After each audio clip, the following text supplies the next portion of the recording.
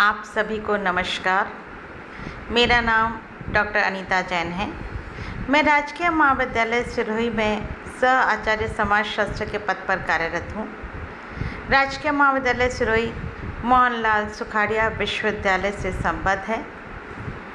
मैं यहाँ आपको एमए फाइनल समाजशास्त्र के सेकंड पेपर को पढ़ा रही हूँ। मैंने कल आपको इसका सिलेबस और लिखवा दिया था। आज हम शुरू करेंगे। आज सबसे पहले हम भारतीय समाज के विशिष्ट लक्षण की बात करेंगे। भारतीय समाज एक अति प्राचीन समाज है। इतिहासों ने लगभग पिछले 5000 वर्षों के इतिहास लिपिबद्ध किए गए हैं। ऐतिहासिक परिप्रेक्ष्य में भारतीय समाज को हम 4 कालों में विभाजित कर सकते हैं: प्राचीन काल, मध्यकाल, आधुनिक काल और समकालीन काल। ये काल विभाजन विश्लेषण की सरलता की दृष्टि से किया गया है, अन्यथा काल प्रवाह को किसी भी तरह निश्चित अवधियों में नहीं बांटा जा सकता, क्योंकि प्रत्येक युग में पिछले युग के तथ्य भी सम्मिलित होते हैं और भावी युग की संभावनाओं को भी यह युग अपने आप में समाये होता है।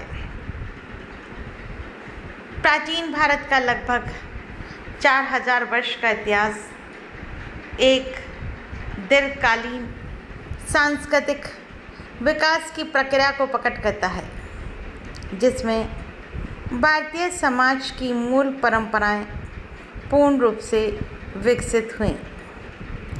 वैदिक संस्कृति के इसी युग में भारतीय सामाजिक संरचना की संस्थागत आधारशिलाएं एवं वैचारिक मान्यताएं भी विकसित हुईं।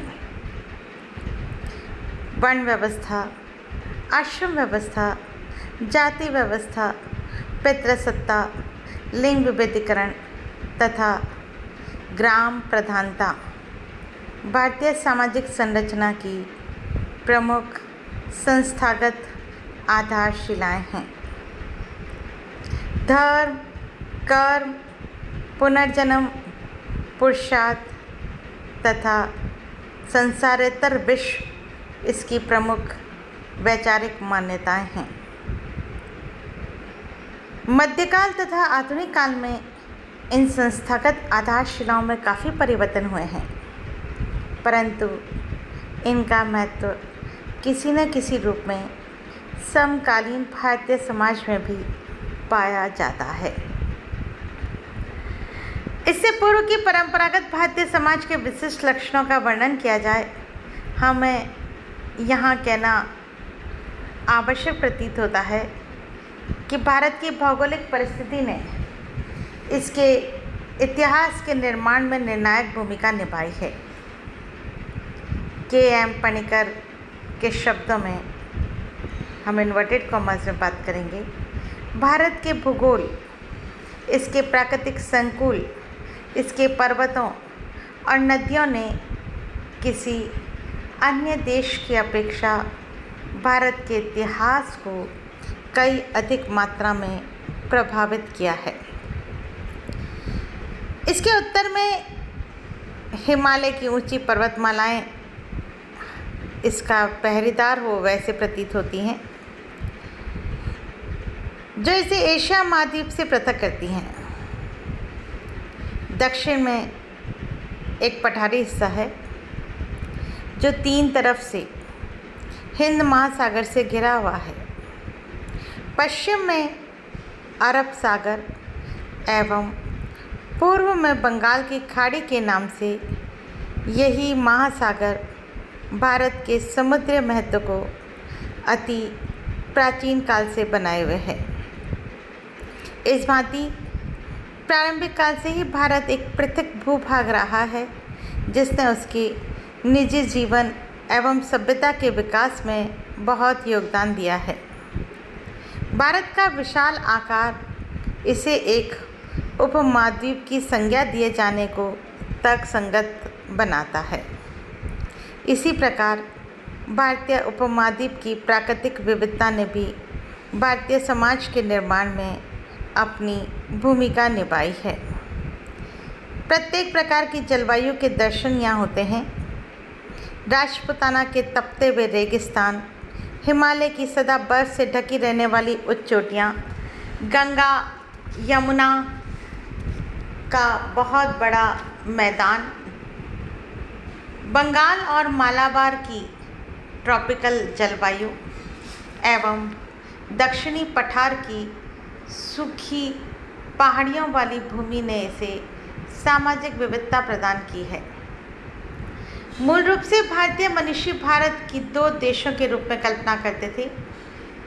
एक उत्तरी भारत जिसे आर्यावर्त कहा जाता था और दूसरा विंध्याचल पर्वत के से पार दक्षिणापथ कहलाता था।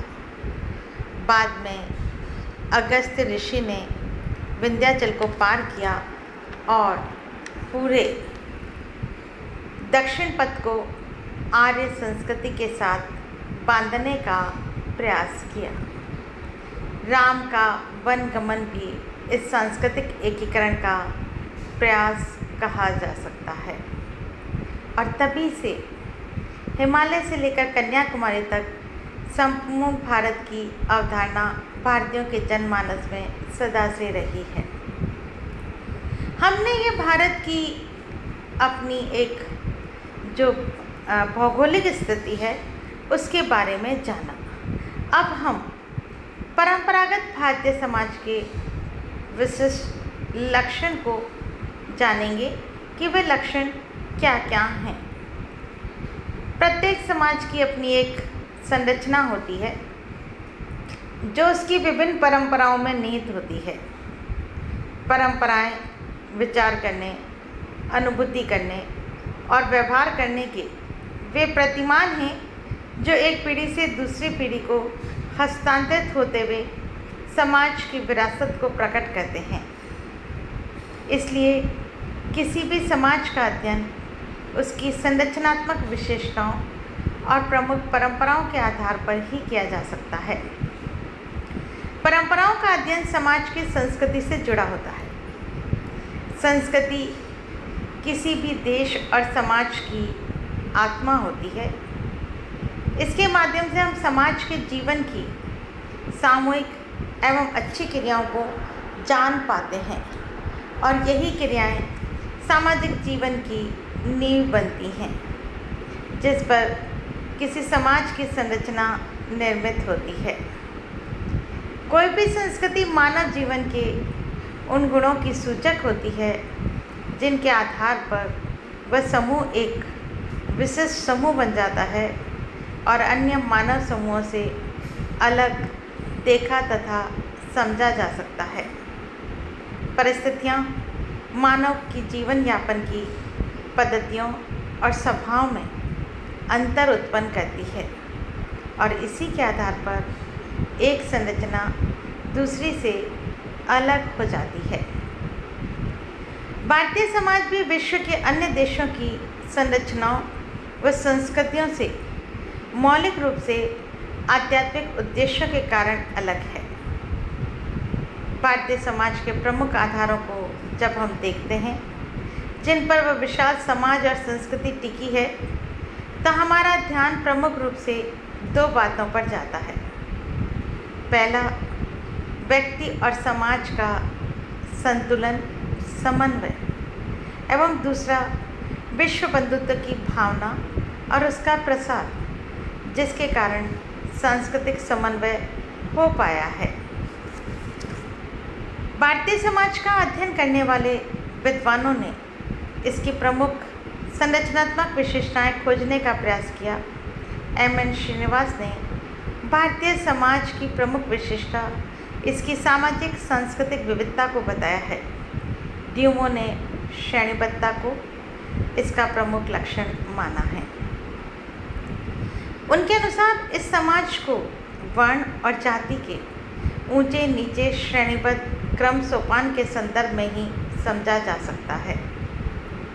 योगेंद्र सिंह ने भारतीय समाज के 4 प्रमुख संरचनात्मक व परंपरागत लक्षण बताए हैं। श्रेणीबद्धता, समग्रवाद, निरंतरता तथा लोक तत्व। मेंडलबाम ने भारतीय समाज को समझने के लिए दो अवधारणाओं को इसकी कुंजी के समान माना है, जाति और धर्म। इन्हीं सब विद्वानों से प्रेरणा लेते हुए हम भारतीय सामाजिक संरचना का एक संक्षिप्त परिचय प्रस्तुत करना चाहेंगे। भारतीय समाज विश्व के प्राचीनतम जीवंत समाजों में से एक है और इसका आरंभिक बिंदु हिंदू सामाजिक संरचना रहा है। बाद में भी यदि हम इसकी ऐतिहासिक गत्यात्मकता को देखें तो प्रमुख संदर्भ बिंदु में हिंदू सामाजिक संरचना ही आती है। पर वस्तुतः किसी भी समाज की संरचना के आधारों को उनकी परंपरा की दृष्टि से गिन पाना कठिन होता है, क्योंकि परंपराएं तो सामाजिक जीवन के हर पक्ष, चाहे वह सामाजिक, दार्शनिक, नैतिक, शैक्षिक, धार्मिक, कलात्मक, कोई भी क्यों न हो, से संबंधित होती है। फिर भारतीय सामाजिक संरचना के लिए तो यह बात और भी तीव्रता से लागू होती है, क्योंकि इसमें केवल प्राचीनता ही नहीं वरन निरंतरता भी बनी हुई है। चूँकि हमारा उद्देश्य समाजशास्त्रीय दृष्टि से भारतीय सामाजिक संरचना के परंपरागत प्रमुख आधारों, लक्षणों या विशेषताओं का चयन करना है, इसलिए हम उन्हें निम्नलिखित रूपों में बताएंगे। सबसे पहला है प्राचीनता। विश्व की अन्य संरचनाओं की तुलना में भारतीय संरचना बड़ी प्राचीन है। इसके मौलिक सिद्धांत आज भी वही हैं जो प्राचीन काल में थे। अन्य संस्कृतियों का इस पर जो भी प्रभाव पड़ा है उससे वह और भी समृद्ध हुई है। इसने प्राय संसार की सभी संस्कृतियों का उत्थान एवं पतन देखा है। हजारों वर्ष पहले की बातें आज भी भारतीय संस्कृति में जीवित है। इसे अगर हम उदाहरण के रूप में देखें तो भारत में वैदिक धर्म का प्रचलन है तथा जाति व्यवस्था एवं संयुक्त परिवार प्रणाली की भी प्रधानता है। अतः भारतीय संस्कृति एक प्राचीन संस्कृति कही जा सकती है। दूसरी इसका लक्षण है स्थायित्व। अत्यधिक प्राचीन होते हुए भारतीय सामाजिक संरचना आज भी जीवित है और निरंतर पल्लवित हो रही है। इसके सिद्धांत आज भी उतने ही क्रियाशील हैं जितने प्रारंभ में थे। आज जबकि उसकी समकालीन संस्कृतियाँ खंडरों के रूप में हैं, यह अनेक सामाजिक परिवर्तनों के साथ स्वयं भी बदलती गई है, परंतु समाप्त नहीं हुई, अपितु आज तक जीवित है। सामाजिक और आर्थिक जीवन में महान परिवर्तनों के बाद भी इसके मौलिक सिद्धांत आज भी वही हैं और पूजनीय हैं। इसकी परंपराएं वही हैं और आज भी यह निर्माण की दशा में हैं। इस संबंध में प्रसिद्ध अमेरिकी विद्वान विल ड्यूरेंट ने कहा है कि यहाँ मोहनजोदड़ो से गांधी, टैगोर तक उन्नति और सभ्यता का शानदार सिलसिला जारी है। कोई भी विद्वान मिस्र, बेबीलोन और सीरिया की संस्कृति की तरह इसके इतिहास को समाप्त नहीं कर सकता, क्योंकि यह अब भी निर्माण की अवस्था में है। नेक्स्ट है सहिष्णुता। इस संस्कृति में, इस सामाजिक संरचना में सहिष्णुता का गुण भी पाया जाता है। इसका मतलब यह भी सभी संस्कृतियों के गुणों को समय और आवश्यकता अनुसार आत्मसात करती है। इसकी सबसे प्राचीन पुस्तक ऋग्वेद में कहा गया है, एव सत्य विद्या बहुधा वदंती, अर्थात एक ही परमात्मा का ज्ञानीजन अनेक प्रकार से वर्णन करते हैं। गीता में भी भगवान श्री कृष्ण ने ऐसा ही विचार व्यक्त किया है कि अन्य देवताओं की श्रद्धापूर्वक पूजा करने वाले मेरी ही पूजा करते हैं। इसके विपरीत अन्य संस्कृतियों में ऐसे भावों का अभाव पाया जाता है। भारतीय दर्शन इस बात पर बल देता है कि ईश्वर अव्यक्त और सर्वशक्तिमान है। यहाँ हिंदू, सिख, मुस्लिम, ईसाई, जैन, बौद्ध सभी धर्मों के लोग निवास करते हैं तथा उनमें एक दूसरे के प्रति कठोरता या द्वेष भाव नहीं पाए जाते हैं। इस सहिष्णुता ने इस संस्कृति को सदैव जीवित रखा है और निरंतरता प्रदान की है। नेक्स्ट है अनुकूलनशीलता। समय, देश और परिस्थितियों के अनुसार बदलने की प्रक्रिया को अनुकूलनशीलता कहते हैं। किसी भी संस्कृति के दीर्घ जीवन के लिए यह आवश्यक होता है कि वह दूसरे समय के अनुसार अपने आप को परिवर्तित करती रहे। अगर वह ऐसा नहीं करती है तो वह समाप्त हो सकती है, जैसे कि विश्व की अनेकों संस्कृतियां समाप्त हो गईं। यदि वैदिक काल से लेकर वर्तमान तक हम अपनी संस्कृति का अवलोकन करें तो पाते हैं कि हमारी अनेक क्रियाएं बदल गई हैं, पर हमारे आदर्शों, संस्कारों, रूढ़ियों और परंपराओं में बदलाव अधिक नहीं आया है। वह आज भी वही है। हाँ, हमारा भौतिक दृष्टिकोण बहुत बदला है। बहुत सी संस्कृतियों से हमारा संपर्क भी हुआ है, पर हमारी संस्कृति समाप्त नहीं हो सकी है, वरन उसने दूसरी संस्कृतियों को अपने में आत्मसात कर लिया है। भारतीयों की यह विशेषता रही है कि वे अपनी परंपरा के मौलिक और सार तत्व को बनाए रखते हुए उसे नया आकार प्रदान कर देते हैं। नेक्स्ट है सर्वांगीणता।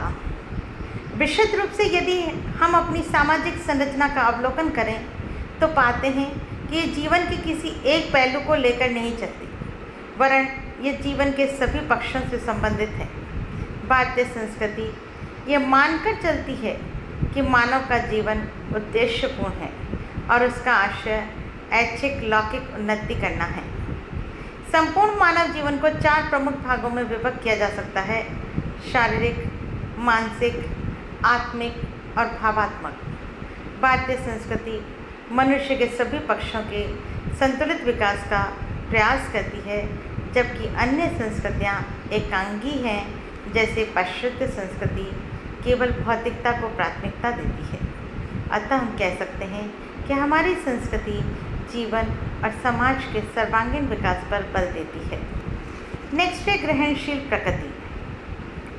ग्रहणशीलता भारतीय सामाजिक संरचना की एक महत्वपूर्ण विशेषता है। किसी भी संस्कृति का दीर्घ जीवन इस बात पर निर्भर करता है कि आकस्मिक रूप से अन्य संस्कृतियों के संपर्क में आने पर उनकी अच्छाइयों को ग्रहण कर सकें। भारतवर्ष में सदा से ही विदेशी संस्कृतियाँ आक्रमण करती रही हैं, पर भारतीय संस्कृति की पाचन शक्ति बहुत विशाल है। उसका यह लचीलापन है कि निग्रो से हुणों तक सभी प्रजातियाँ और संस्कृतियाँ खप गई। इस विशेषता को पाश्चात्य वैज्ञानिक बड़े आश्चर्य से देखते हैं। डाइबेल ने लिखा है कि भारतीय संस्कृति महासमुद्र के समान है, जिसमें अनेक नदियाँ आकर मिलती हैं। इसी प्रकार स्मिथ का कहना है कि सभी जातियों ने भारतीय संस्कृति के सामने घुटने टेक दिए और बड़ी शीघ्रता से वे हिंदुत्व में विलीन हो गई। इस ग्रहणशीलता के कारण ही भारतीय संस्कृति में जो विश्वसनीयता आ गई है वह संसार के लिए वरदान है और सभी उसके प्रशंसक हैं। हम सदैव विभिन्न संस्कृतियों के गुणों को अपनाते रहे हैं। जियो और जीने दो भारतीय संस्कृति की आत्मा है। आज की इस वीडियो में हम इतने ही लक्षणों की चर्चा करेंगे। इसके जो और भी लक्षण हैं उन्हें हम नेक्स्ट व्याख्यान में देखेंगे। तब तक के लिए धन्यवाद।